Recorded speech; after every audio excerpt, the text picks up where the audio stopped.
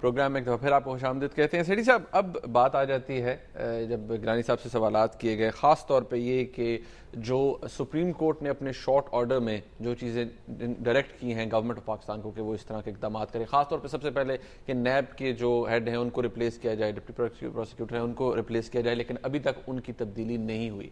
नहीं, ये short order में है या ये वैसे रिमार्क्स हैं किसी और चीज़ में? ये कहते हैं जी शाबिया इसके ऊपर शॉर्ट ऑर्डर में तो ऐसी बात नहीं है, ये उनके रिमार्क्स थे जब ये नैब और ये लिस्टें और ये सारी चीज़ें देख रहे हैं, क्योंकि इसका ताल्लुक तो शॉर्ट ऑर्डर से नहीं है कोई भी।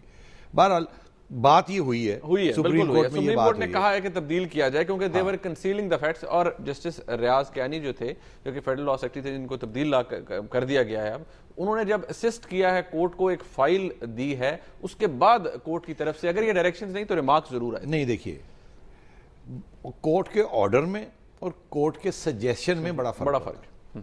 यहां बड़ी वाज़े तौर पे ये सजेस्ट किया गया है, ऑर्डर नहीं था।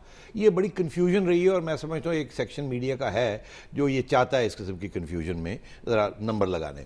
तो वो ये हर दफ़ा यही कहा जा रहा है कि जी ऑर्डर किया। एक्चुअली आप जब पढ़ें उसमें तो लिखा हुआ है कि हमारी सजेशन है। Suggestion is not an order. Suggestion आप सजेस्ट करते रहें। तो अगर सुप्रीम कोर्ट ऑर्डर करे तो फिर तौहीन की बात होती है। तो अभी सुप्रीम कोर्ट ने ऑर्डर नहीं किया, मगर सुप्रीम कोर्ट का सजेशन भी बड़ा अहम होता है, उसमें भी बड़ा वजन होता है। तो इसलिए प्राइम मिनिस्टर साहब का ये कहना कि हम पूरी जजमेंट की इंतजार कर रहे हैं, जजमेंट का इंतजार हम और साथ साथ कुछ एक्शंस भी उन्होंने ले लिए जो जाहिर है कि वो they go against the spirit of the suggestion. उन्होंने कहा ये नैब के चेयरमैन, प्रोसिक्यूटर जनरल नंबर 3 लोग जो टॉप के हैं, इनको तब्दील कर लिया, उनको तब्दील किया जाए। वो कोऑपरेट नहीं कर रहे हैं, उनको नहीं किया गया। सजेशन था, ये नहीं किया गया। उसके बाद मेरा ख्याल है कुछ एक और सजेशन था या सवाल था कि आपने तब्दील क्यों किया DGFIA को, और उस पर नाराजगी का इजहार भी किया। हाँ, और जाहिर है उन्होंने ये कहा कि वो हमारी असिस्ट कर रहे थे, एक इन्वेस्टिगेशन स्टील मिल में हो रही थी। तो उधर से जवाब ये आया कि हमने तो कोई ऐसी बात नहीं है, उनकी तो प्रमोशन होगी। पहले वो DGIS थे, फेडरल सेक्रेटरी हो गए, तो अब तो उनकी प्रमोशन होगी, तो ये कोई ऐसी बात DGFIA। हाँ, DGFIA। तो इस तरीके से अब उसके बाद अभी आपने कहा कि वो कियानी साहब हैं फेडरल लॉ सेक्रेटरी, क्योंकि उन्होंने सुप्रीम कोर्ट थोड़े से जरा असिस्ट कर रहे थे, तो गवर्नमेंट ने कहा तुम बड़े आगे बढ़ते जा रहे हो, तुम जरा सीधे तो हो जाओ, तो उसको भी ठकाक कर दिया। तो फिर आपने देखा कि वो अहमद मुख्तार साहब को जिसने रोका, उनकी भी प्राइम मिनिस्टर ने छुट्टी करा दी। तो बात ये है कि इस वक्त सुप्रीम कोर्ट के कोई ऑर्डर्स नहीं है कि आप ये नहीं कर सकते, ये नहीं कर सकते। तो अगर नई ऑर्डर्स हैं तो वो करते जा रहे हैं, अपनी रिट एस्टैब्लिश कर रहे हैं एग्जीक्यूटिव रिट, ताकि ये ना हो कि वो बिल्कुल ही पावर स्लिप कर जाए। तो ये मैं समझता हूं कि अगर ऑर्डर्स नहीं है तो उनका हक बनता है करने का। स्विस केसेस के बारे में सेठी साहब सुप्रीम कोर्ट ने क्या कहा है?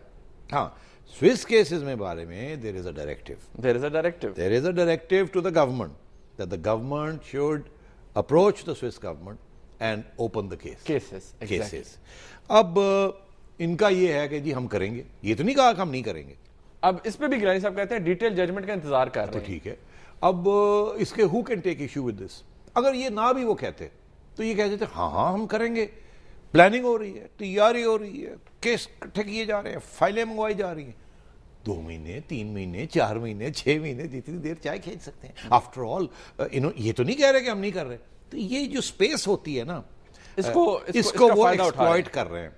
मगर बात यह है कि ये स्पेस उनके हक में है। इस वक्त सुप्रीम कोर्ट अगर और आगे जाए और ये डायरेक्शंस देने शुरू कर दे और इंसिस्ट करना शुरू कर दे, फिर ये वही सवाल डिबेट शुरू हो जाएगी कि दायरा क्या है, दायरे के बाहर आ रहे हैं, दायरे के अंदर है। और मैं ये समझता हूँ वैसे भी प्राइम मिनिस्टर साहब को इतना फिक्र नहीं करना चाहिए। इंटरनेशनल लॉ जिसका हवाला हमने कल के प्रोग्राम में किया था कि ये इतना आसान नहीं होगा। अगर हुकूमत पाकिस्तान कोई विशी वशी ऊंचा नीचा सा इफ एंड बट और हावेवर कर के कुछ वो खत लिख भी दें तो Swiss government is not going to be impress. वो थके हुए हैं आप लोगों से। कभी आप कहते हैं करें, कभी आप कहते हैं ना करें, कभी आप डब्बे उठा के ले जाते हैं, कभी फिर डब्बे वापस आने शुरू हो जाएंगे और पता नहीं वो डब्बे जब वापस आएंगे पर डब्बों में क्या रह गया है। वो जो वाजिद साहब लंदन में लेके बैठे हुए हैं, पता नहीं उसमें से क्या निकल जाएगा, फिर से वो इकट्ठा करना पड़ेगा। ये कहीं नहीं जाएगा ये स्विस केस। ये हुकूमत करेगी नहीं, अगर करेगी भी सुप्रीम कोर्ट के ऑर्डर फॉलो करने में तो इसमें जान नहीं होगी। अच्छा सेठ साहब, एक और बात, सुप्रीम कोर्ट आपने कहा ये कहीं नहीं जाएगा, तो क्या फिर वही बात जिसको हमने पहले हवाला दिया, क्या सुप्रीम कोर्ट अपने ऑर्डर्स इंप्लीमेंट कराने के लिए फौज को भी खत लिख सकती है? अरे भाई, फौज को ये तो नहीं कह सकती ना कि आप हुकूमत के ऑर्डर्स को डिसोबे करके अब आप जज एडवोकेट जनरल को कहें कि केस बनाए और वो भेज दे। ऐसे नहीं होता, ये नहीं होगा। ज़्यादा से ज़्यादा सुप्रीम कोर्ट, जैसे मैंने आपसे पहले अर्ज़ किया था कि अगर कोई सुप्रीम कोर्ट के ऊपर कोई ज़्यादती हो रही हो तो वो फिजिकल तो उसको रोकने के लिए supreme court can ask for the army to give it protection. But two is difference, दो बातें ना, प्रोटेक्शन देनी और अपनी रिट को एक्सटेंड करना, दो फर्क चीजें।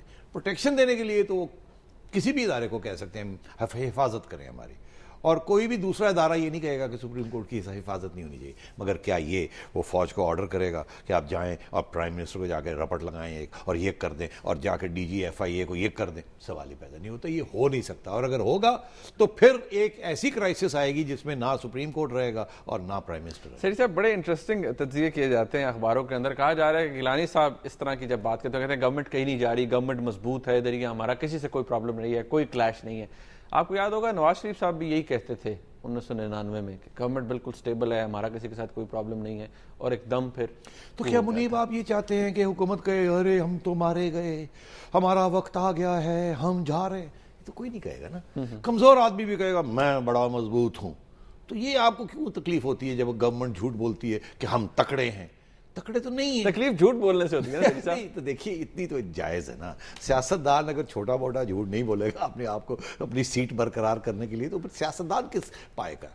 अरे सर साहब, एक हमारे पास टाइम खत्म हो गया ऑलमोस्ट के प्राइम मिनिस्टर साहब ने कहा है कि फौजिया वहाब पाकिस्तान पीपल्स पार्टी के हवाले से जो भी बयानात होंगे वो देंगी, इंफॉर्मेशन सेक्रेटरी हैं, लेकिन वो हुकूमत के हवाले से कोई बयान नहीं देंगी। ये क्या वजह, क्या उनको क्यों रोका गया है कि हुकूमत के हवाले से कोई वो बयान? मेरा ख्याल है ये शरारती सवाल है। शेख साहब शरारती नहीं है, मतलब मैं पूछ रहा हूँ। नहीं, फौजिया वहाब पार्टी की स्पोक्समैन है, उनको कोई पूछता है तो वो सवाल देती है ना। किसी भी पीपल्स पार्टी के बंदे के पास आप चले जाएं, उसको टीवी पे कहें आइए तशरीफ रखिए, फिर आप सवाल पूछिए तो वो तो जवाब देंगी, तो वो देती हैं। मगर she is not the minister of information, she is not the state minister. उनका कोई फॉर्मल इंफॉर्मेशन देने के बारे में कोई ओहदा नहीं है। तो व्हाट्स द प्रॉब्लम? वो कहती हैं जो कहती रहे, आपको पसंद है उनकी बातें तो सुन लिया करें, नहीं पसंद तो मत बुलाया करें आप उनको प्रोग्राम के ऊपर। तो वो जो कहती हैं कहने दें उन्हें।